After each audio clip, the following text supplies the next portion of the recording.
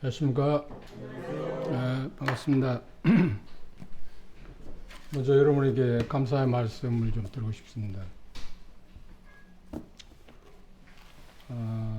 문복정제 부부가 제주 와서 귀하고 있는데, 특별히 우리 김선영님이 어려움 가운데 있는데, 여러분들 그리스도 안에서 사랑으로 이렇게 배려해 주시고 특별히 도와주신 것에 대해서 감사를 드립니다. 또 이 자리를 위해서 우리 국대표님에게 그 좋은 집을 내어주셔서 쉴 수 있는 공간도 주시고 참 놀라운 일입니다. 그리고 제가 생각할 때 첫날 와서 잠자는데 친구 집에 와서 자는 것 같아가지고 얼마나 마음이 여러 가지 교차한 마음이 있었습니다. 좋은 마음도 있고 한편으로 친구와 함께 있었으면 좋았을 텐데 그런 아쉬움도 있기도 하고, 그런데 어떤 면에서 보면 훨씬 더 좋은 곳에 친구가 있으니까 그런 쪽에서 위안도 되긴 하고 그랬지만 아쉬움도 있었습니다. 제가 준비한 말씀은 이런 그 말씀을 준비했습니다. 우리 함께 보실까요? 창세기입니다.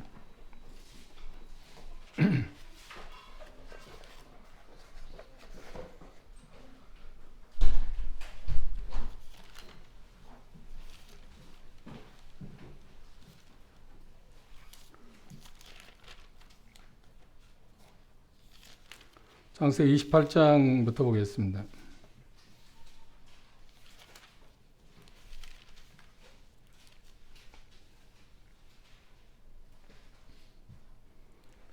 창세기 28장 10절 이하의 말씀부터 우리 함께 살펴보도록 하겠습니다.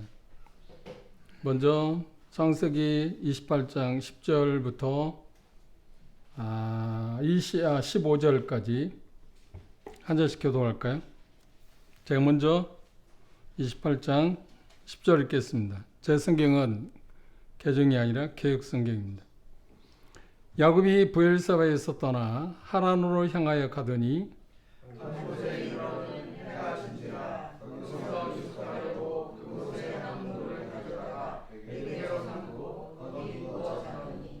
꿈에 본즉 사다리가 땅 위에 있는데 그 꼭대기가 하늘에 닿고, 또 본즉 하나님의 사자가 그 위에서 오르락 내리락 하고,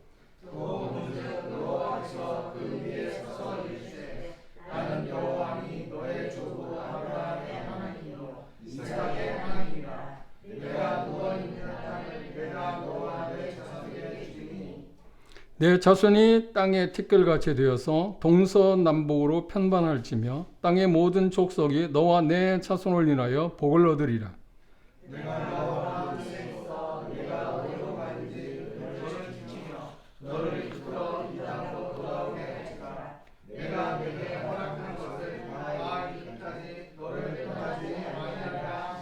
예, 감사합니다.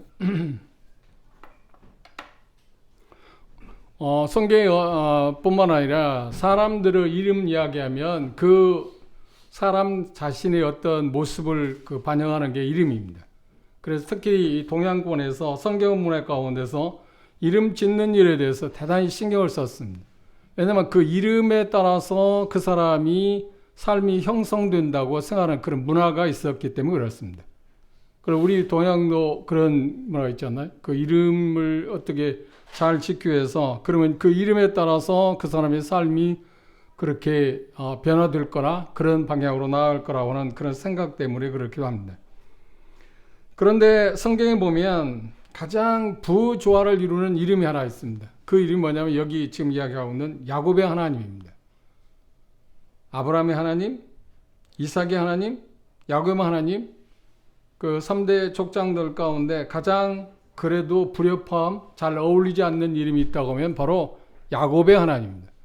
왜냐하면 야곱이라는 사람하고 하나님이라는 그분하고는 도대체가 짝을 이룰 수 있는 그런 관계가 아니기 때문에 그렇습니다. 오늘 제게 주어진 시간을 통해서 이런 부분에 대해서 우리가 한번 성경 여행을 하고 싶은 생각이 있습니다. 야곱을 변화시켜서 이스라엘 변화시킨 그 하나님, 야곱을 변화시켜서 이스라엘로 바꾸신 그 하나님, 그 하나님이 얼마나 위대하신가. 그리고 그 하나님은 나와 여러분과의 관계에서 어떤 모습을 우리에게 지향하고 보여주고 있는가 하는 것들에 대해서 생각해 보고 싶습니다. 먼저 이 본문에서 보면 야곱의 생애 가운데 보면 한 5번에 걸쳐서 하나님을 만난 일이 있습니다. 그런데 이 본문에서 나오는 것이 첫 번째 만남입니다. 그런데 본문에서 야곱이 하나님을 만난 그 장소가 되는 베델이라고 하는 것입니다. 베델은 엘이라고 하는 것은 하나님에 대한 이야기고 벳은 하나님 집이라, 그래서 하나님의 집이라고 일컬어지고 있는 곳에서 처음으로 만났습니다. 그런데 그 만난 그 광경을 보면 이제 우리가 알고 있는 것처럼 야곱은 자기 형 에서를 속여서 장자권도 박탈했고요, 뺏어왔고요. 그리고 자기 형에게 주어지는 그 복도 가로챘습니다. 그래서 이상한 그런 환경 가운데 있어서 그 자기 형 에서, 그 야곱의 형 에서가 이제 자기 동생인 야곱이 자기의 장자권뿐만 아니라 복까지 가로챈 것을 알고 그를 죽이고자 하는 마음을 심중에 품고 그를 은연중에 말하는 것을 야곱의 어머니 리브가가 들었습니다. 그래서 그 집에, 그러니까 가나안 땅에 브엘세바라는 곳에 그냥 머물게 된다고 하면 결국 이 둘째 아들 야곱도 죽임을 당할 것 같다고 하는 생각 때문에 리브가는 어떤 생각을 했냐면 친정으로, 바다마람이라고 있는 곳에 친정으로 보내기로 계획했습니다. 그래서 자기 남편 이사에게 설득을 시켜서 이제 짐을 싸서 이제 야곱으로 하여금 야곱으로 말한다면 여갓집으로 지금 피난을 가게 했습니다. 피난을 가게 되는 과정 가운데 어느 기간을 갔을 때 여기 표현하고 있는 것처럼 밤이 되어서 이제 잠자리에 들게 되는데 돌베개를 하나 대고 잠이 들었을 때 하나님께서 그에게 나타나셨습니다. 이게 상황적으로 보면 하나님이 처음으로 야곱을 만났을 때 하나님께서 야곱을 만난 그 순간이 어느 때냐면 세상에서 모든 것에 어떤 것을 기대할 수 없는 그런 상황 가운데 있을 때 하나님은 야곱을 찾아왔습니다. 참 하나님 참 놀라우신 분입니다. 이런 부분들을 우리가 생각하게 되면 하나님이 얼마나 놀라우신 분인가 하는 것을 생각이 들 수 있는데, 그러니까 야곱의 하나님에게서 우리가 볼 수 있는 여러 가지가 있는데 그 중에 특이한 점이 있다 보면 은혜가 도대체 뭐냐, 그리고 하나님의 그 은혜는 도대체 무슨 일을 하느냐, 그리고 그 야곱의 하나님에서 볼 수 있는 또 도드라진 게 있다 보면 사람은 아무리 연약하고 형편없을지라도 하나님은 선택하게 되면 그가 누가 됐든 야곱이 됐든 누가 됐든 우리도 마찬가지입니다. 선택하게 되면 하나님은 절대로 포기하지 않는다. 그리고 그분이 목적한 것을 성취하시는 그런 하나님으로 야곱의 하나님에게서 우리가 볼 수 있는 가장 두드러진 모습으로 나타나 있습니다. 그런 부분을 우리가 하나씩 조금 찾아가 보도록 하겠습니다. 근데 첫 번째 만남입니다. 첫 번째 만남에서 하나님께서 야곱에게 뭐라고 말씀하셨나요? 여기 보면 몇 가지를 약속을 했습니다. 그런데 그 약속을 보면 조건이 하나라 있나요? 내가 이렇게 하면, 아니면 만일에 뭐 그런 단어를 쓰지 않았습니다. 그것과 아무 상관없이 하나님께서 야곱을 만났을 때, 처음 만났을 때 말하면 내가 너를 위해서 이렇게 하겠다. 내가 너를 위해서 이렇게 하겠다. 그런데 그 내용 가운데 보시면 이렇게 나와 있습니다. 13절에 보면 또 본즉 여호와께서 그 위에 서서 가라사대 나는 여호와니 너의 조부 아브라함의 하나님이요 이삭의 하나님이라. 너 누인 땅을 내가 너와 내 자손에게 줄 거다. 그 약속할 때 첫 번째 약속이 그 땅을 주겠다고 약속했습니다. 그리고 두 번째 약속이 뭔가요? 내 자손이 땅에 티끌같이 되어서 동서남북에 편만할지다. 엄청난 자손을 이룰 거라고 약속했습니다. 그리고 세 번째, 땅의 모든 족속이 너와 내 자손을 인하여 복을 받을 거다. 이게 복의 어떤 근원이 되겠다고 하는 약속입니다. 그리고 네 번째는 뭐라고 하냐, 15절에 내가 너와 함께 있어서 내가 어디로 가든지 너를 지키며 너를 이끌어 이 땅으로 돌아오게 할지라. 이게 놀라운 약속입니다. 네가 어느 곳에 가든지 내가 너와 함께 하겠다. 그리고 이 땅으로 돌아오게 하겠다. 지키고 돌아오게 할 거다.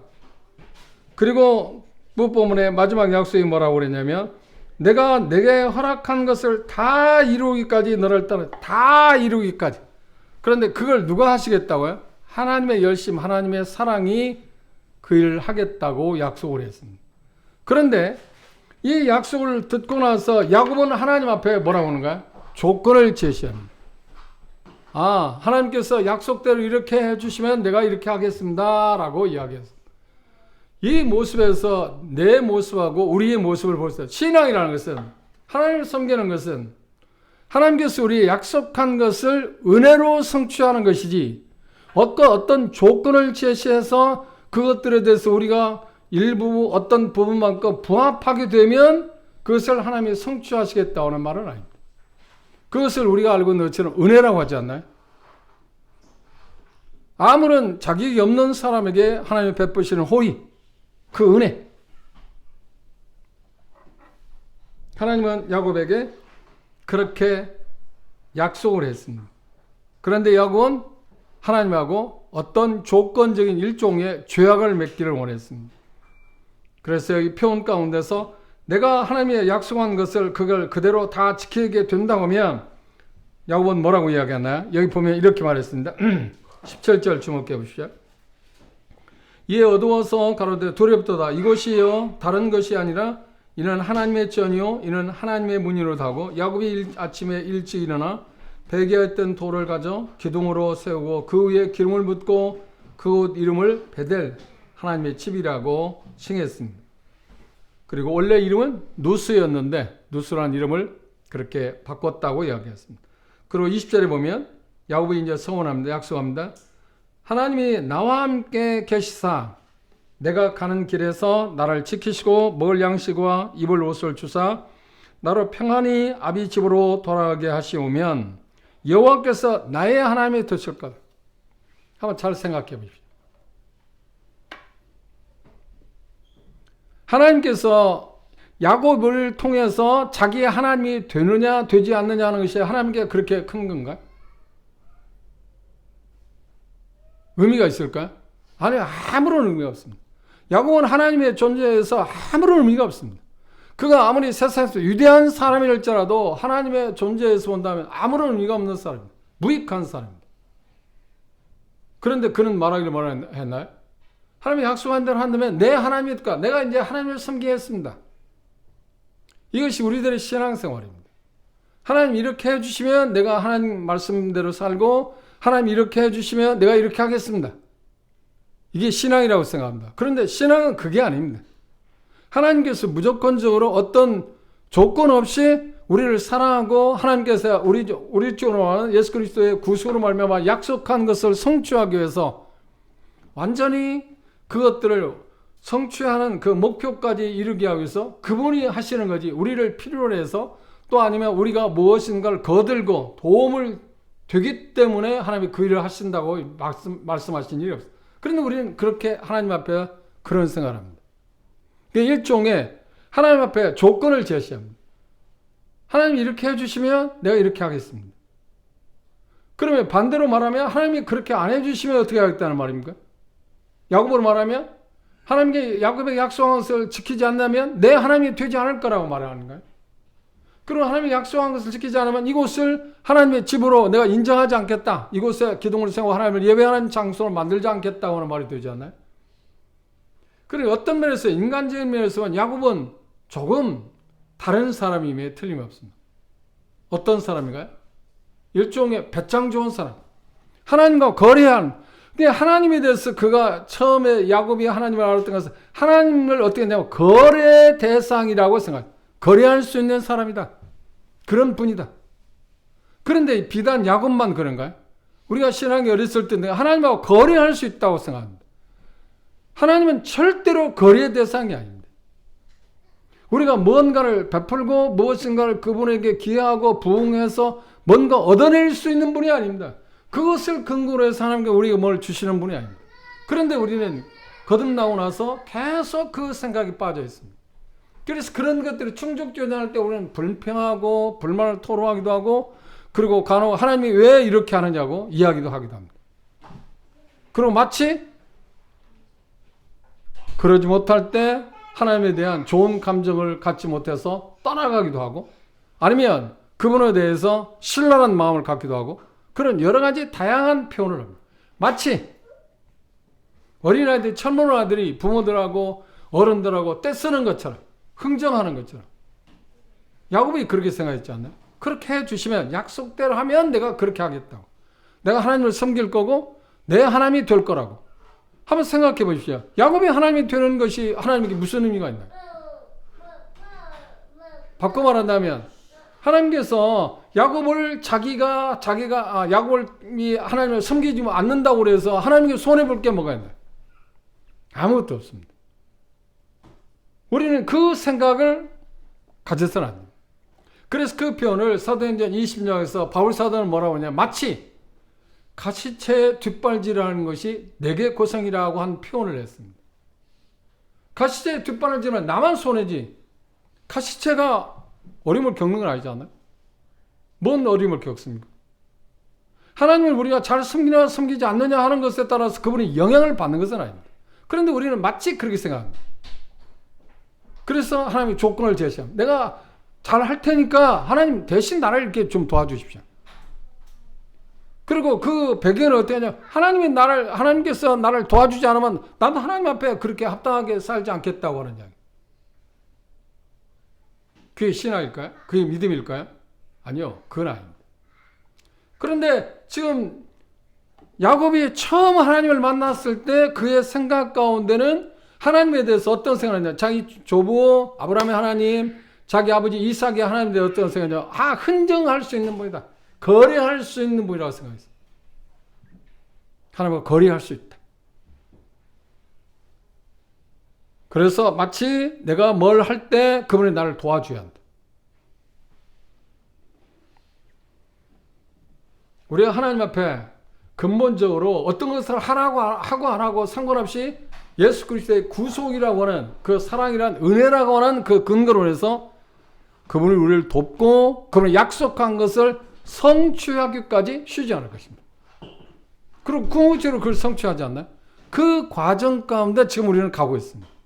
그 과정 가운데 우리는 전혀 원하지 않는 그런 환경 가운데 뜻밖의 어떤 상황에 부딪히기도 합니다. 그런데 그걸 성취해 가는 일에 있어서 야곱을 이스라엘로 변화시키기 위해서 성취해 가는 과정 가운데 하나님이 사용하는 도구들은 무엇인가요? 자원은 무엇인가요? 그렇습니다. 그가 만나는 환경, 그가 만나는 사람들입니다. 그걸 하나님 주권적으로 야곱 앞에 갖다 놓았습니다. 첫 번째 만남에서 야곱이 한 가지 오해했던 것은 하나님의 흥정의 대상이었다고 하는 생각이 심각한 문제였다고 생각합니다. 그런데 하나님께서 이런 야곱을 어떻게 했나요? 그분이 선택했습니다. 그의 형 에서 대신에 야곱을 선택했다. 말라기 선지자는 그렇게 말합니다. 에서는 미워하고 야곱을 사랑했다. 그건 상대적인 이야기지 에서를 아주 미워했다는 말이 아닙니다. 에서보다 야곱을 더 사랑했다는 표현입니다. 그들이 복중에 있을 때 하나님은 뭐라고 말씀하셨나요? 큰 자가 어린 자를 섬길 거라고 이미 정해놓았습니다. 그런데 야곱은 태어나기 전에 복중에 있을 때 다툼이 있었습니다. 형하고 여전히 다투고 있었습니다. 싸움이 있었습니다. 그리고 복중에서 태어난 순간에도 어떻게 했나요? 자기 형 발꿈치를 잡고 나왔습니다. 그러니까 뭔가 쟁취해야만 한다는 의식을 가졌습니다. 그러니까 야곱의 기질을 딱 생각하면 인간의 정말 사람이 무엇인가, 인간이 무엇인가를 적나라하게 보여주는 사람이 누구냐면 제가 보기에는 야곱입니다. 성경에 나오는 그 어떤 사람보다도 죄성, 폐륜, 그리고 도대체 아무런 희망이 없는 사람, 그 어떤 것도 기대할 수 없는 사람, 그게 누구냐면 바로 야곱입니다.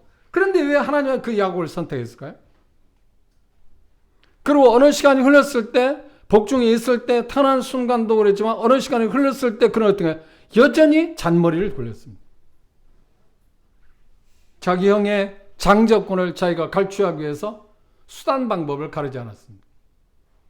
그리고 자기 어머니의 물론 조언을 받기는 했습니다만 그 어머니의 조언에 따라서 자기 아버지로부터 하나님께 약속한 그 복을 얻어내기 위해서 어떻게 했나요? 위장도 했습니다. 그리고 그 알레지를 들 때 얼마나 커다란 문제가 있을 것인가 하는 걸 알았음에도 불구하고 자기 어머니에 의해서 그 일과 함께 동조를 했습니다. 그런데 그 일을 주선했던 리브가는 어땠나요? 그 아들 야곱을 친정으로 보내면서 그랬습니다. 이제 얼마 후에 네가 가서 외갓집에 가서 얼마 동안 있어라. 그리고 얼마 후에 내가 다시 부르겠다고 이야기했습니다. 그런데 하나님께서는 리브가가 저지른 그 잘못 때문에, 공의 때문에 그를 평생 동안 자기 아들을 볼 수가 없었습니다. 그런 리브가의 생각은 어땠나요? 얼마 후에 다시 볼 거라고. 아니요, 우리의 생각은 그렇지 않았다. 우리가 잘 알고 있는 것처럼 우리의 인생을 보면 우리가 어떤 것들을 계획을 합니다. 그렇죠? 계획은 하지만 우리의 믿음을 어떤 믿음을 가져야 하느냐면, 계획은 하지만 그를 성취하시는 분은 누군가요? 내가 아닙니다.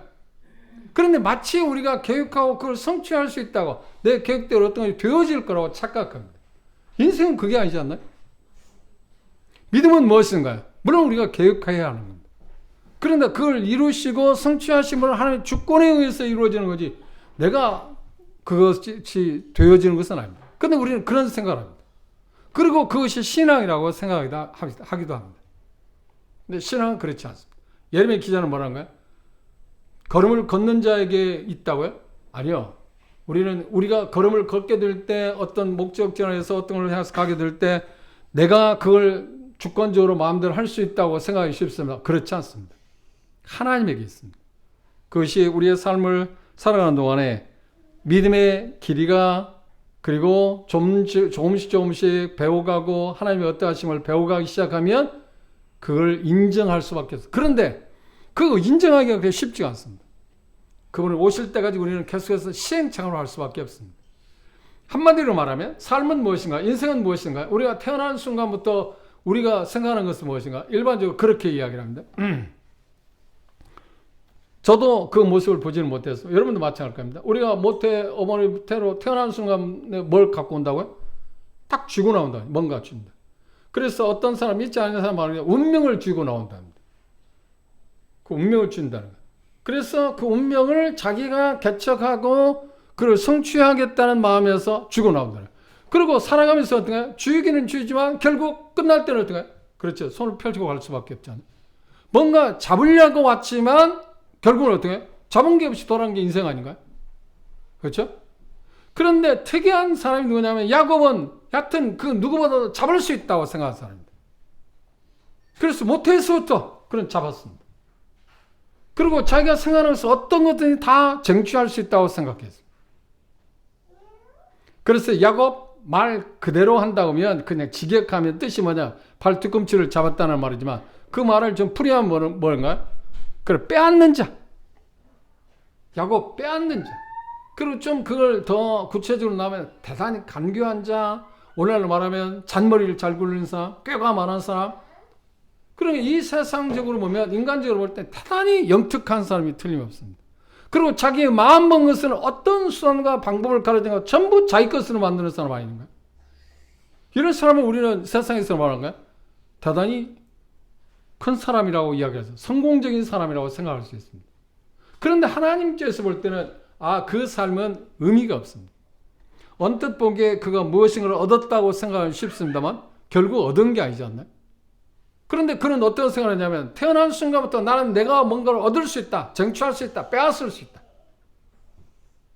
그런데 그 기질이 제게도 있고 여러분에게도 있습니다. 우리는 뭔가 세상에 할 때 뭔가 얻기 위해서, 잡기 위해서 지금 우리는 살아가고 있지 않나요? 그런데 하나님께서 우리의 말씀하기를 뭐라는 거예요? 잡기 위해서 사는 게 아니라 뭔가 놓아야만 얻을 수 있다고 생각합니다. 그런데 우리는 놓지 않고 잡으려고 하지 않나요? 빼앗을 수 있다고 생각하지 않나요? 한번 생각해 보십시오. 여러분 내 주변에 야곱 같은 사람이 있다고 생각해 보십시오. 그러니까 그와 인간 관계를 갖게 된다면 그 야곱의 실선을 볼 때 뭔가 좋은 게 있으면 내 걸 전부 다 빼앗아 갈 사람입니다. 그런데 그와 인간 관계를 가질 수 있나요? 아무도 싫어합니다. 원하지 않을 겁니다. 그런데 전능하신 하나님께서 뭐라고 하냐? 아니야, 나는 그 야곱과 뭔가 관계를 맺고 싶다. 그리고 뭐라고 하냐인가요? 내가 그 야곱 그 하나님이 되겠다. 신약에 와서도 그런 비슷한 이야기 있습니다. 예수님께서 요한복음 1장 42절에 보면 자기 형 안드레에서 예수님께서 베드로 시몬을 안내를 받았습니다. 그런데 시몬을 보자마자 예수님께 뭐라 했냐? 아, 네가 요한의 아들 시몬이지? 그러면서 뭐라고 했냐? 네가 앞으로는 뭐라 할 거라고요? 베드로, 개발할 거야. 시몬이 어떻게 개발가 됩니까? 천방직추이냐? 우리가 알고 있는 것처럼 말해야 할 때는 말하지 않습니다. 나서야 할 때는 나서지 않습니다. 그리고 조용히 할 때는 자기가 말을 합니다.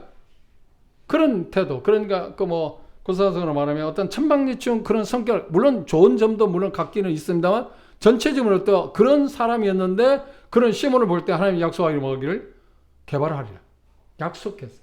그리고 복음서에 보면 그를 베드로로 변화시켜가는 그 하나님 예수님. 그런 구약에서는 야곱을 이스라엘로 변화시켜가는 그 하나님. 정말 매력적인 하나님. 그런데 어떻게 그 일을 시작하느냐 하면 그렇죠. 모든 것의 의미를 상실한 채 세상에서 그 어떤 것도 얻을 수 없다고 생각하고 있는 광야에서 버려진 그런 상태에 있었을 때 하나님은 야곱을 만났습니다. 그리고 야곱에게 무조건 약속합니다. 내가 너를 돕겠다. 너를 함께 하겠다. 그리고 상상할 수 없는 약속을 했습니다. 가장 큰 게 뭔가요? 너는 모든 사람의 복의 근원이 되겠다. 커다란 나라를 이룰 거다. 그리고 복의 근원이 되겠다. 그러니까 하나님을 통해서 야곱이 수많은 사람들의 어떤 복을 나눠주는 사람이 되게 만들겠다는 겁니다. 그 말을 여러분들이 야곱이라고 하면 믿을 수 있나요? 그걸 받아들일 수 있나요? 받아들일 수 있는 이야기 아닙니다. 그런데 야곱은 그걸 받아들였습니다. 그리고 그 약속을, 서원을 뭐라고 이야기했나요? 하나님이 약속대로 지키신다고 하면 내가 하나님을 섬기죠. 그리고 이곳을 예배 처소로 만들겠습니다. 그리고 30년이 흐른 후에 그곳에 와서 단을 쌓았는데 베델이라고 한가? 엘베델이라고 그랬어요. 이때 처음 만났을 때는 야곱에게 뭐냐면 하나님의 집에 대해서 관심이 있었습니다. 하나님의 집. 하나님이 계시는구나. 하나님이 나타나는 곳이다. 하나님의 영광이 드러나는 곳이다. 하나님의 집에 대해서 관심이 있습니다. 베델. 그런데 30년을 돌아서 단을 쌓았을 때는 하나님의 집이 관심이 아니라 그만큼 변화되었습니다. 어떻게 변하냐? 엘베델. 하나님이 중요한 게 아니라 하나님이 중요하다는 것을 알았습니다. 얼마큼 시간이 흐르네? 30년이라는 훈련 후에. 우리의 삶도 구원받고 나서 삶을 살아갈 때 하나님 우리에게 공급하시는 것에 대해 관심 있지 않나요? 그렇죠? 그런데 시간이 지나고 점점 성숙하면 하나님이 공급하시는 게 중요한 게 아니라 어떤 게 관심이 나요? 그분 자신에 대해 관심이 있어요. 그분 자신에 대해. 그분의 어떠하심? 그분 자신 때문에 우리는 좋은 거고 그분 자신 때문에 살아갑니다. 그분이 우리에게 뭘 주시고 뭔가를 베풀고 우리를 뭘까 돕고 어떤 것에서 우리를 피난하고 뭐 보호하시고 위로하시고 그것 때문에도 물론 좋을 수 있지만 그것보다는 그분 자신 때문에 좋아합니다. 하나님이 원하는 게 그게 아닌가요? 하나님이 원하는 게. 우리 궁극적인 목표가 그걸 원하십니다. 그런데 베델에 이제 30년 흘렀을 때 엘베델로 바꾼 그래서 그 지역을 베델이라 루스를 이제 베델로 바꿨고 그리고 30년 흘렀을 때 이제 베델이 아니라 하나님 집보다 나는 하나님이 관심이 있다. 이렇게 변화시키는 그 하나님을 우리가 한번 생각해 보는 게 중요하다. 두 번째 만남을 보십시오. 두 번째 만남을 보면 베델에서의 만남이 있은 다음에 31장을 넘겨보십시오.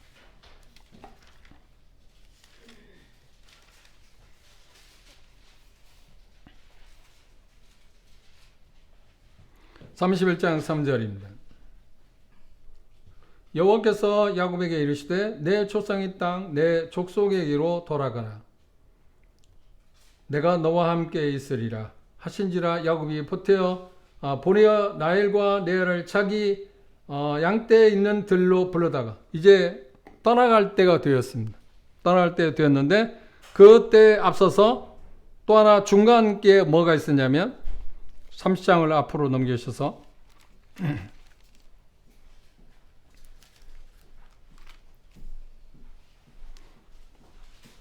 29장입니다. 창세기 29장 10절에 보면 야곱이 발행하여 동방 사람의 땅에 이르러 드디어 자기 외갓집 밧담아람이라는 곳에 이르렀습니다. 그래 본적 들에 우물이 있고 그 곁에 양 세 떼가 누웠으니 이는 목자들이 그 우물에서 물을 양떼에게 먹임이라. 큰 돌로 우물 아구를 덮었다가 모든 떼가 모이면 그들이 우물 아구에서 돌을 옮기고 양에게 물을 먹이고는 여전히 우물 아구를 그 자리에 돌을 덮었더라. 그때 누가 나와 한나요? 그렇죠. 그 라헬이 자기 외삼촌의 딸입니다. 라반의 양떼를 끌고 지금 와서 만나게 되는 장면입니다. 그래서 라헬을 통해서 어디로 안내받느냐면 자기 외갓집에 지금 안내를 받았습니다.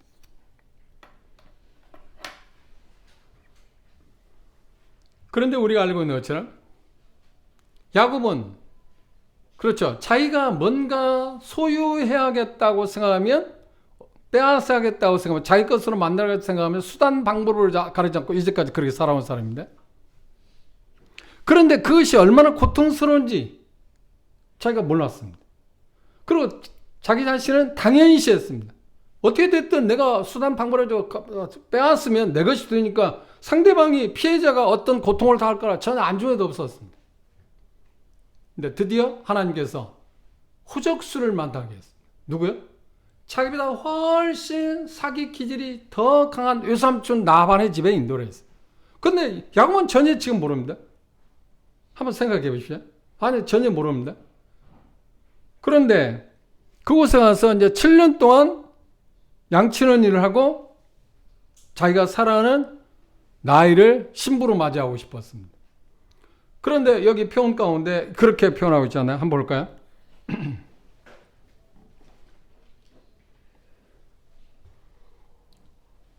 29장 25절입니다. 야곱이 아침에 보니 레아라 라반에게 이르되 유삼촌이 어찌하여 내게 이같이 행하였나이까? 내가 나이를 위하여 유삼촌께 봉사하지 아니하였나이까? 유삼촌이 나를 속이심이 어찌미니까? 쉬운 말로 하면 지금 나엘과 결혼하고 첫날 밤을 지내고 났는데 자기가 전혀 관심도 없는 나엘의 언니 레아하고 잠을 자고 말았습니다. 이 상황을 생각해 보십시오. 얼마나 이건 상상도 못할 일 아니에요. 이 배신감을 뭘로 채울 수 있을까요? 사람을 속인 게 이렇게 고통스럽다는 것을 얼마나 처절하게 경험할 수 있을까요? 어떤 면에서 보면 하나님은 정말 과한 것 같이 보여요. 이런 방법 아니고도 적당하게 야곱으로 하여금 남을 속이는 것이 무조건 빼앗고자 하는 것이 수단 방법을 가리지 않고 이걸로 자기 것을 만드는 것이 얼마나 고통스러운지 그 피해자가 얼마나 힘든 일인가 하는 것을 가르칠 수 있음에 불구하고 이런 극단적인 방법을 썼습니다.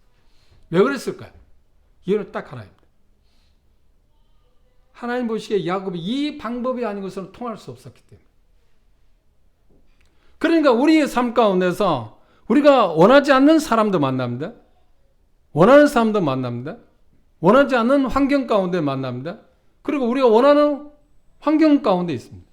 그런데 그 모든 것이 하나님 없이 적당한 방법으로 우리를 변화시킬 수 있고 우리에게 그 당시 충격 방법이라든지 여러 가지 방법을 변화시킬 수 있는 합당한 방법을 갖고 우리를 만나게 합니다.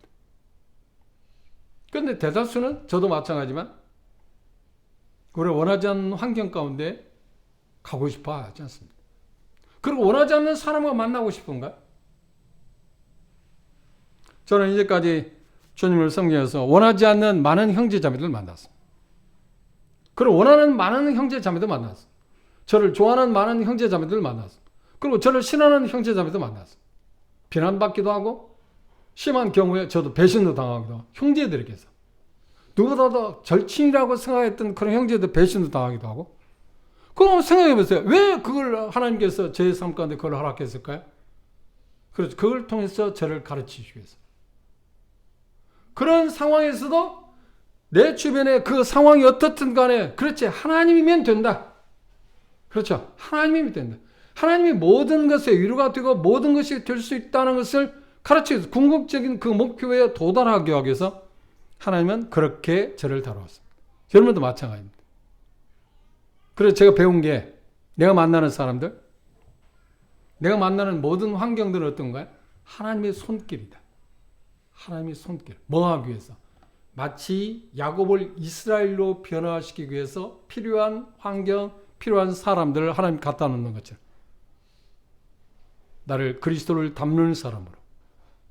하나님만이 내게서 최고의 가치라고 인정하는 그런 자리에 가도록 하기 위해서, 나를 변화시키기 위해서 그런 원하지 않는 환경들, 원하지 않는 사람들, 또 원하는 사람들, 원하는 환경들을 내 앞에 갖다 놓았다 하는 것을 저는 제 경험 가운데 봤어요. 여러분도 마찬가지일 것입니다.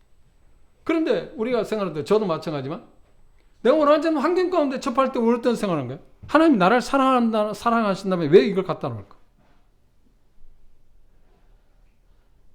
왜 다른 사람의 생명의 길이를 늘려주는데 왜 나는 생명의 길이가 짧지? 내 주변에 있는 사람은? 그 일을 당할 때 하나님께서 내게 정말 필요하기 때문에 그걸 갖다 놓았다는 사람의 손길로 받아들이지 못할 때 우리 원망하잖아요. 그리고 섭해. 그리고 심하게 어떻게 왜 이럴 수 있냐? 그리고 어떤 얘기를 왜 하필이면 납니까? 왜 하필이면 납니까? 내가 뭐 얼마나 커다란 잘못을 해서 이런 일을 당하게 합니까? 그런데 중요한 건 뭔가요? 그 가운데서 하나님께서 우리 약속한 게 뭔가? 로마서 8장 28절에 이야기하는 것처럼 하나님을 사랑한 자 곧 그때로 부르심을 입은 자는 모든 것이 합력해서 선을 이룬다. 그 선을 이루시는 그 하나님을 바라보게 될 때 우리는 어떻게? 그렇죠. 기다릴 수 있어요. 인내할 수 있어요. 인내란 말이 무슨 말인가? 인내란 말은 헬라 언어에서 나올 때 어떤 의미에서 어떻게 쓰여졌냐면 우리가 잘 알 수 있습니다. 짐승들이 나귀가 됐든 뭐 이런 소나 짐승들이 무거운 짐을 지고 묵묵히 그 일을 행하는 것을 통해서 나타난 단어가 뭐냐? 인내란 말이에요. 그 인내란 말은 뭔가? 우리가 인내한다는 말. 어떤 무거운 짐들, 무엇인가 억압받는 것을 견디는 힘, 견디게 하는, 그걸 누가 하게 하시는 거야? 하나님이 하게 하신다는 거야. 그걸 감당하게 하신다고 그러잖아요. 그런데 정작 하나님께서 예를 들어서 한 100kg 무게를 내게 실어 내 등에 짐을 쥐어줬다면 나는 이게 금방 쓰러질 것 같습니다 하고 할지 모르지만 하나님께 주셨다면 어떤가요? 감당하게 하신다는 거예요. 인내하게. 여러분도 주님을 섬기면서 그런 경험이 공감할 거라고 생각합니다. 제 생애도 그랬어요. 참 신앙생활 제일 힘든 게 인내입니다. 기다리는 거. 참 인내하기 힘듭니다.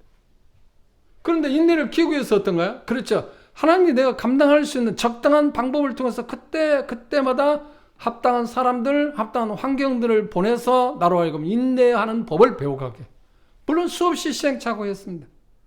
원망도 하고 하나님의 짜증도 부리고 그리고 제가 초기에는 그런 표현도 했습니다. 야곱 기질도 제게 있기 때문에 여러분도 있겠지만 저도 남다른 그런 야곱 기질이 있습니다. 힘들 때 뭐라고 하나님 정말 이렇게 할 거예요? 정말 하나님 그렇게 할 거냐고. 그리고 그 중심에는 제가 어떻게 하냐. 하나님 정말 이런다면 나 하나님하고는 관계 안 맺겠다고. 관계를 끊겠다고. 그 손해는 누굽니까? 하나님이 손해 보는 거야? 아니, 손해 안 보여. 제가 초기에는 그런 못된 성질이 있었어요. 그래서 깨달은 게 그 사도행 20년째 가시체 뒷발질은 내 고생이다는 말을 들을 때 이건 내가 해봐야 나만 손해구나. 하나님 손해가 하나도 없어요. 그런데 마치 내가 어깃장 놓고 뭐 내 나름대로 그냥 방종하고 잘못된 거 하면 하나님이 손해볼 것처럼 생각하게 됩니다. 아쉬움이 그분에 있는 거죠. 아니요, 그렇지 않습니다. 그러면 아무런 손해보는 일이 없습니다. 그래 정신이 바짝 차렸어요. 이런 어리석은 짓을 할 필요가 없구나. 그렇지 않나요? 기다리는 건 생각보다 어려운 일입니다. 그런데 야곱으로 하여금 그 사기성, 빼앗는 자라고는 그 기질을 변화시키기 위해서, 그러니까 이스라엘로 변화시키기 위해서 하나님이 하시는 가운데 최악의 방법을 썼습니다. 그때 야곱은 어떤 생각을 했을까요? 이렇게 속이는 게 정말 고통스러운 일이구나. 이렇게 고통스러운 일, 남을 속이는 게 이렇게 상대방에게 고통을 주는구나 하는 것을 절실히 깨달았어요. 그럼 절실히 깨달을 때 정신을 똑바로 차릴까요? 그 다음에 안 속일까요? 아니야. 똑같아. 방법만 좀 다르기, 또 고차원적으로 더 나가잖아요. 그러니까 계속해서 그 일을 병행해 갑니다. 그러면서 한 번, 두 번, 첫 번째, 세 번째, 10번째 겪으면서 조금씩 어떤 거야? 그게 마모되어 가기 시작.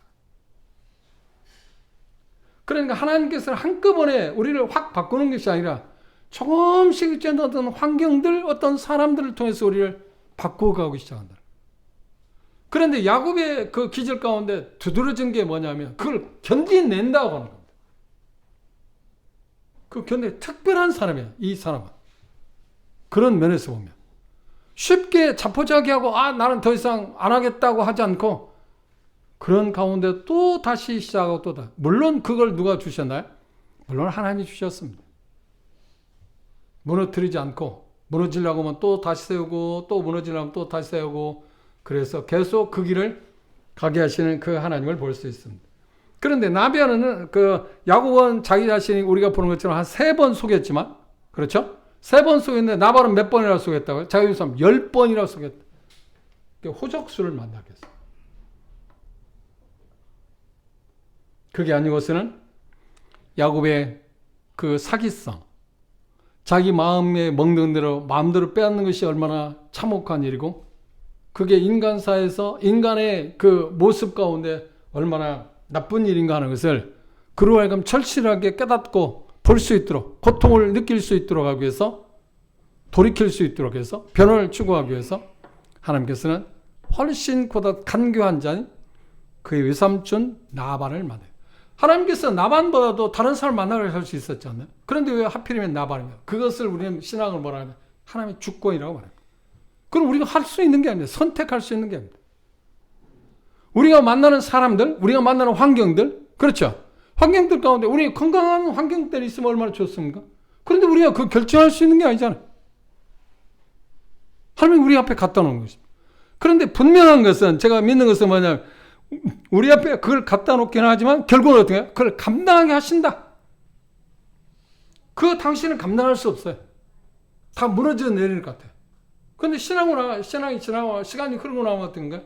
그 슬픔 때문에, 그 슬픔에 매료당해서 매장당하는 것처럼, 함몰당하는 것처럼 보이지만, 그래도 어떻게 울면서 뭐 하루 지내고 이틀 지내고 뭐 한 달 지내고 1년 지나면 어떻게? 그래도 견뎌냈지 않나요? 그리고 오랜 시간이 흐를 때 그런 일을 당하는 형제자매를 내가 위로하는 사람이 됐지 않나요? 참 하나님 놀라운 분입니다. 그 당신은 이거 죽을 맛이잖아요. 야곱의 하나님에서 보는 가장 두드러진 모습이 바로 그 점입니다. 우리가 결정할 수 있는 게 아닙니다. 그래서 우리가 생각할 수 있는, 내게 어떤 것을 내 앞에 갖다 놓든, 어떤 사람을 만나게 하든, 이건 하나님이 보낸 손길이다. 그 믿음을 가져야 하고 견디는 길밖에 없어요.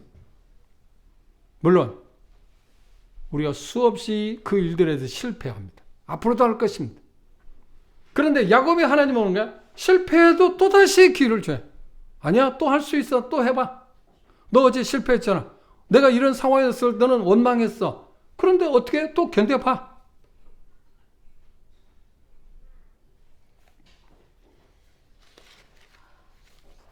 그리고 세 번째 만남을 보십시다. 이제 여기 우리가 아까 이따 말했습니다. 32장으로 돌아가서 이제 약복나루에서 야곱이 드디어 자기 자신의 정난한 그 모습 앞에 서게 되는 모습을 우리가 볼 수 있습니다. 32장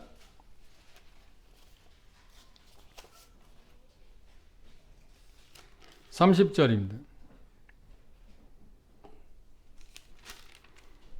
함께 볼까요? 함께 읽어보겠습니다. 창세기 32장 30절입니다. 잤습니까? 함께 볼까요? 시작. 그러므로 야곱이 그곳 이름을 브니엘이라 하였으니 그가 이르기를 내가 하나님과 대면하여 보았으나 내 생명이 보존되었다며. 이 내용은 뭔가요? 브니엘이라는 지역에서 지금 약복강 나루에서 하나님의 천사하고 씨름에서 이긴 장면이 나와 있습니다. 그런데 씨름의 장소에서 나왔을 때 여기 표현 가운데 앞에 23절 주목해 보시죠. 그들을 인도하여 내서 시내를 건너게 하고 세 때로 나눠서 지금 자기 형 에세가 자기를 해치기 위해서 온다고 생각했기 때문에 여전히 잔머리를 굴고 있습니다. 맨 앞에 내세운 건 뭔가요? 종들. 그렇죠? 그 다음 두 번째 줄은 누구를 보냈는가요? 자기가 덜 사랑하는 사람. 그리고 맨 뒤에 쪽은 누가 생각하냐? 자기가 정말 사랑하는 사람이다. 그러니까 앞때가 희생을 당한다 해도 두 번째 때가 보존될 거라고 생각하고, 두 번째 때가 그 자기 형 에서에 대해서 어떤 손해를 당한다고 할지라도 세 번째 때는 보호할 수 있다. 인간적으로 보면 얼마나 머리가 좋은 사람입니까? 그런데 하나님은 야곱이 생각은 전혀 달리 에서가 오는 것은 뭐 때문에 왔는가요? 그걸 해치기 위해서 왔나요? 원수가 합기 위해서 왔나요? 지금 한 30여 년 전에 그를 죽이겠다 생각하는 그런 마음으로 지금 에서가 자기 동생을 찾아왔나요? 아니요. 그를 보호하고 그와 함께 가나안에 가기 위해서 인도했지 않나요? 전혀 예상을 모르는 겁니다. 근데 하나님의 생각하고 우리의 생각이 너무 다르기 때문에 신앙이라는 시선에서 우리가 보지 못하기 때문에 이런 나름대로 뭔가 우리는 자구책을 강구합니다. 여러분 경험을 돌이켜 보십시오. 하나님을 신뢰하게 되면 우리는 방법을 많이 모색하는가요? 그냥 아무 방법도 없이 기다리는가요? 그리고 우리가 어떤 방법을 많이 강구하면 할수록 하나님을 신뢰하는 마음인가요? 비례가 아닙니다. 우리 하나님을 신뢰하게 하면 방법을 우리가 많이 강구하지 않습니다. 찾지 않습니다. 그럼 하나님을 신뢰하는 마음이 적어지면 적을수록 어떻게 우리는 나름대로 자구책을 마련해. 이 방법 아니면 또 이 방법. 이게 아니면 이거 방법일 수 있다. 그렇다고 해서 우리가 삶을 살아가면서 어떤 우리의 방법을 강구한다는데 그걸 하지 않아야 한다는 말입니다. 근본적으로 그런 자세를 우리가 취하는 게 신앙 여부에 영향을 받을 수 있다고 생각할 수 있습니다. 자, 야곱은 이제 홀로 남았습니다. 이제까지 저는 혼자 있어 본 일이 없습니다. 약봉다루에서 혼자 있게 됐습니다. 혼자 있게 됐을 때 드디어 뭔가요? 참 인생의 고독을 그가 느꼈을 겁니다. 그동안은 양도 키고 뭐 자기 자식들도 있고 처도 있고 주변에 많은 사람들이 있었습니다. 이제 약봉다루에서 자기 혼자 서게 됐어요. 그때 드디어 뭔가요? 자기를 보았습니다. 진정한 자기 모습. 한번 생각해 보십시오. 여러분이 구원받고 나서 그리스도에서 진정한 여러분의 모습을 언제 보았나요? 야곱은 약봉나루에서 봤습니다. 그때 씨름했을 때 여기 자세히 보면 야곱이 씨름을 건 게 아닙니다. 하나님의 천사가 야곱과 씨름을 했습니다. 그래서 밤새도록 씨름한 결과에 있어서 그 천사가 하나님의 사자가 물었습니다. 내 이름이 뭐냐? 그 사자가 야곱 이름을 모르는가? 물어봤어요. 내 이름이 뭐냐고 할 때 야곱입니다. 그럴 때 그 말을 야곱이 말할 때 자기 자신을 지금 알잖아요. 내가 누군가 혼자 있어서 자기 모습을 이제 돌아봤습니다. 그리고 있는데 내 이름이 뭐냐고 할 때 야곱, 빼앗는 자, 사기꾼, 추적자. 그걸 있는 대로 이야기했어요. 정직하게 내가 이런 사람입니다. 내가 이런 사람입니다. 첫 번째 만남에서 자기 자신이 야곱이라는 것을 자기 이름이 야곱이지만 그렇게 간교한 자라는 것을 잘 몰랐어요. 그런데 혼자 있을 때 20년이란 바다만에서 고생하고 이제 돌아오는 길목에서 마주쳤을 때 자기 스스로하고 개인적으로 마주쳤을 때 드디어 뭐라고요? 자기가 야곱이라는 것을 철실하게 그때 알았습니다.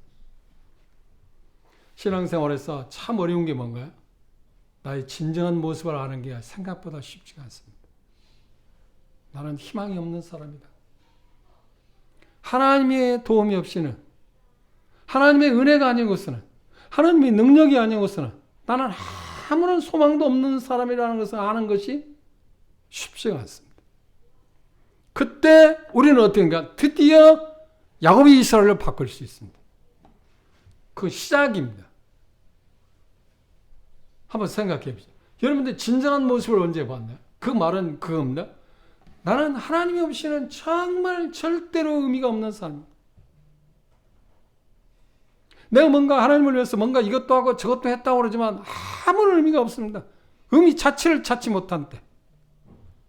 내가 하나님을 위해서 뭘 할 수 있을까요? 난 하나님을 위해서 아무것도 할 수 있는 게 없습니다. 그리고 단지 하나님이 짐이 될 뿐입니다. 그런데 그런 의식을 갖기 전에 하나님을 위해서 뭔가 우리가 도움이 필요하다고 생각하지, 도움이 된다고 생각하지 않나요? 거둘 수 있다고 생각하지 않나요? 그렇죠? 특별히 하나님으로부터 어떤 그 은사를 받았는지 어떤 일들을 하게 될 때 우리가 착각에 빠지는 경우가 그겁니다. 아, 내게 있는 그 어떤 걸 통해서 하나님 뭔가 도움을 줄 수 있지. 아니요, 천만. 우리는 그것을 통해서 사람의 도움을 줄 수 있는 게 아닙니다. 근본적으로 우리는 하나님의 도움이 될 수 있는 게 하나도 없지 않나요? 그런데 그걸 철신을 깨닫는 때가 언제, 그걸 철신을 볼 때가 언제라는 거예요. 야곱이 지금 약복나루에서 그걸 봤습니다. 나는 아무것도 아닙니다. 내가 하나님을 살 수 있는 게 그 어떤 것도 갖고 있는 게 없어요. 그래서 뭐때 천적으로 당신이 도와야만 한다. 당신의 도움이 필요하다. 나는 전부 하나에서 100이라고 하면 100 전부가 당신의 도움이 필요하다. 그 도움을 주겠다고 약속을 해라. 그러니까 놓아주지 않겠다. 그런데 하나님은 놀랍게 어떻게 한 거예요? 그 환도배를 쳤습니다. 그때부터 야곱은 어떤 거예요? 이제 장애인은 한쪽 발이 저는 사람으로 그가 삶을 시작했습니다. 쉽게 이야기한다면 그가 하나님으로 침을 당함으로 말미암아서 그는 온전해질 수 있었다는 겁니다. 이게 신앙의 비밀 아닌가요?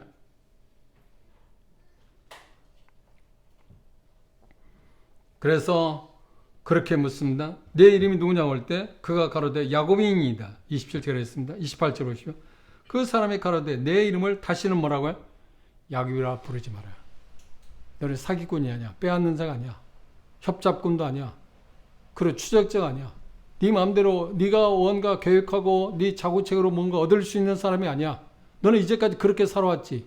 그게 너야. 야곱이야. 그런데 아니야. 뭐라고요? 이제 이스라엘. 그냥 그걸 직역한 다음에 여기에 나누어져 나오죠. 하나님과 겨루 이겼다. 그런데 이 말이 합당한 게 아닙니다. 이 이스라엘 말의 의미는 뭘까요? 야곱을 하나님께서 이스라엘을 바꾸셨는데 거기에 나오는 이스라엘의 말은 어떤 의미를 갖고 있을까요? 대단히 중요한 말입니다. 이스라엘 말은 하나님과 겨루어 이긴 사람이라는 게 그냥 있는 대로 표기한다면 그런 의미도 있지만 중요한 것은 뭐냐면 하나님에 의해서 다스림 받는 사람. 야곱. 하나님에 의해서 다스림 받는 사람. 그래서 나타난 결과가 뭔가 왕자. 하나님의 황태자.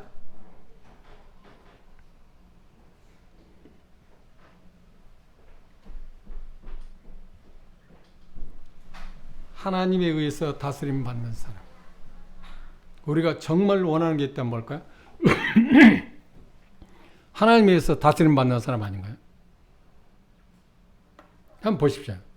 우리의 신앙생활을 보면 하나님과 계속 갈등의 구조지 않나요?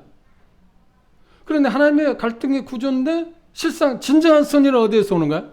그분이 항복함으로 우리가 승리하는 것입니다. 그분과 싸워서 우리가 얻을 수 있는 거 하나도 없어요. 그래서 제가 그 신년 메시지를 한번 전하면서 그렇게 하나님께 진정으로 이런 모습을 발견하고 제가 그렇게 하나님 기도한 일이 있습니다.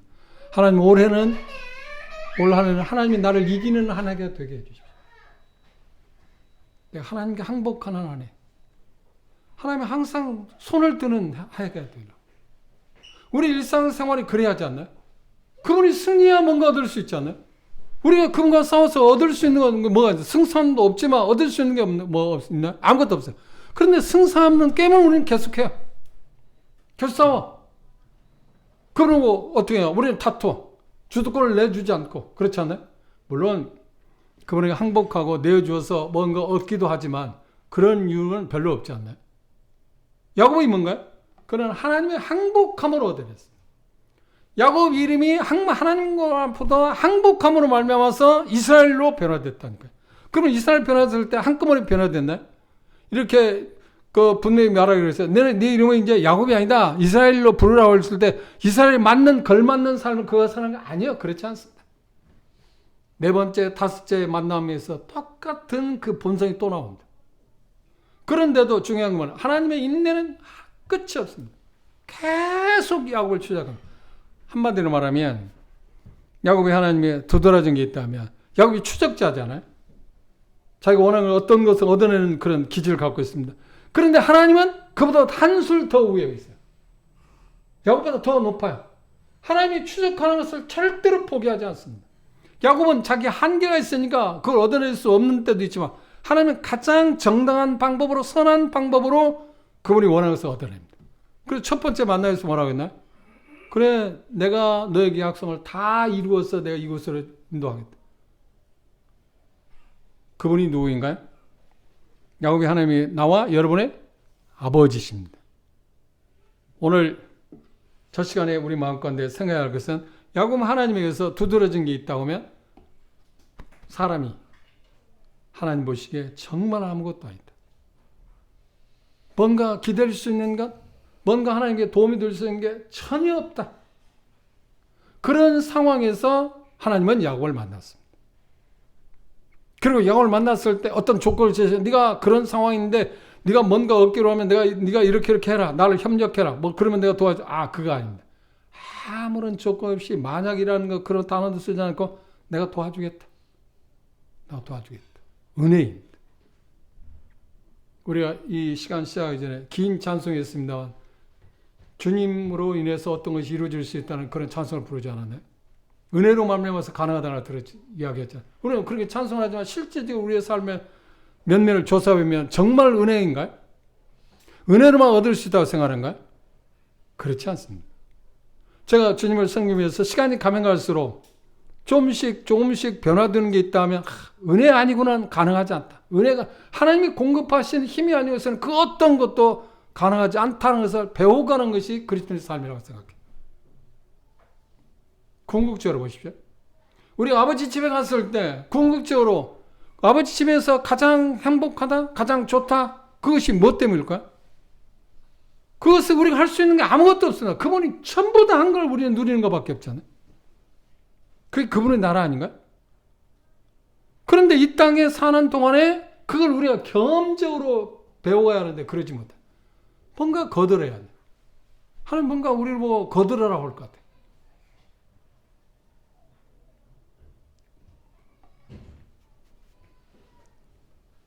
하나님 우리에 대해서 절대 포기하지 않습니다. 그리고 그분이 목표한 것을 나를 통해서, 여러분을 통해서, 우리 가정을 통해서, 우리 교회를 통해서 목표한 것을 성취하기까지 그분은 쉬지 않을 것이고, 그걸 성취하기 위해서는, 하기 위해서는 그분은 다양한 방법, 자원을 갖고 있습니다. 그 자원은 어떤 거라고요? 우리가 원하는 사람들, 원하지 않는 사람들. 우리가 원하는 환경들, 원하지 않는 환경들. 그것들을 통해서 우리를 빚어가고 계십니다. 그런데 그때마다 우리가 실수하고 시행착오를 하지만 그때도 우리를 어떻게 포기하지 않습니다. 야곱이 하나님에게서 가장 볼 수 있는 가장 좋은 매력적인 게 있다면 어떤 상황에서도 그분이 우리를 놓지도 않고 어떤 상황에서도 우리를 포기하지 않는다. 그리고 궁극적으로 어떻게? 마치 야곱을 이스라엘 변화시키. 그래서 하나님께서 하나님의 이름에 걸맞는 사람으로 야곱을 이 땅 가운데서 우뚝 야곱의 하나님이라고 불려지는 일에 대해 조금도 손색이 없는 분으로 세상에 나타나기 위해서 야곱을 빚어가시는 그 하나님을 여러분들이 볼 수 있으면 좋겠습니다. 그리고 희망을 가집시다. 어떤 희망이요? 나도 정말 형편없는 사람인데 기대할 게 아무것도 없는데 내놓을 게 아무것도 없지만 하나님께서 나를 도우셔서 야곱의 하나님이 나를 도우셔서 이스라엘을 변화시키는 그 하나님 그 과정 가운데 지금 우리가 가고 있다는 것을 생각하고 지금 우리가 어떤 형편에 있든 어떤 상황에 있든 간에 나를 이스라엘을 변화시키는 그런 과정에 내가 있다. 그리고 결국 어떻게 해요? 그 자리에 궁극적인 목표에 도달하게 하실 그 하나님을 바라봅시다. 그것을 성경에 말하면 소망이라고 했습니다. 소망과 희망은 전혀 다른 것입니다. 희망은 뭔가요? 말대로 인간의 힘에 의해서 우리의 어떤 힘에 의해서 어떤 것이 성취할 수 있다는 가능성이 있는 게 희망입니다. 그러나 소망은 뭔가요? 그 모든 것을 완전히 성취할 능력을 갖고 계시는 분이 약속한 그 미래의 어떤 것을 약속한 것은 소망입니다. 우리는 소망이 하나님을 믿는 거지 희망이 하나님이 아닙니다. 궁극적으로 그 목표를 성취하실 그 하나님을 바라보고 우리가 위로를 받고 그리고 그분과 함께 이 나그네의 삶을 살아가는 일에 대해서 즐거움으로 임할 수 있기를 바랍니다. 그리고 인내하게 하시는 그분을 기대합시다. 우리가 인내할 수 있는 힘이 있나요? 아니요, 없습니다. 그런데 여러 가지 상황을 통해서 우리를 인내하게 하십니다. 그래서 여러분들 지금까지 여하튼 인내하고 기다리고 왔습니다. 물론 과정 가운데 실패하기도 넘어지기도 했지만 앞으로도 그 일을 계속 우리가 가게 하실 그 하나님을 바라봅시다. 그러면 그 하나님을 우리는 뭐냐? 그걸 찬양할 수 있습니다. 그리고 그 하나님을 바라보면 우리가 소망이 있지 않나요? 그걸 바라보고 위로를 받을 수 있기를 바랍니다. 기도합시다.